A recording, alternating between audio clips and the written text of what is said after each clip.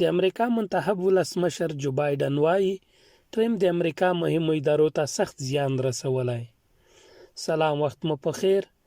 که غواړئ په دې باب تازه او کره معلومات ترلاسه کړئ، ویډیو تر پایه وګورئ او زموږ یوټیوب چینل در سره سبسکرایب کړئ. د امریکا منتخب ولسمشر جو بايډن د یوې خبري غونډې پر مهال ویلي چې ټرمپ د امریکا مهمو ادارو ته سخت زیان رسولی دی. هغه ویلي چې د ټرمپ د بېکفایتۍ له امله تر ټولو زیات د امریکا امنیتي او استخباراتي ادارو زیان لیدلی. نوموړی وایي د دوی معلومات ښیي چې ټرمپ د بېپروایۍ له امله د امریکا لپاره حیاتي ادارې زیانمنې کړي دي او دا د امریکا لپاره خورا بګنونکی خبر دی. بايډن ویلي امریکا د نړۍ په ګوټ ګوټ کې زرګونه سرتیري لري، دښمنان لري، ستونزې لري او کشمکشونه لري، خو امنیتي ادارې دومره کمزوري شوي چې که ژر تر ژره یې چارې منظمې نشي نو د هر ډول ناکامۍ احتمال شته دی.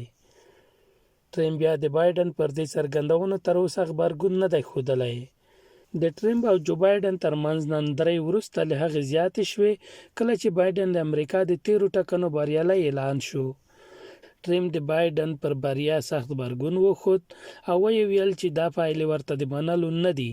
اوس هم نوموړی په ښکاره ډول د بايډن بریا نه مني او وایي په تیرو ټاکنو کې جو بايډن د درغلۍ په وسیله بریالی شوی دی.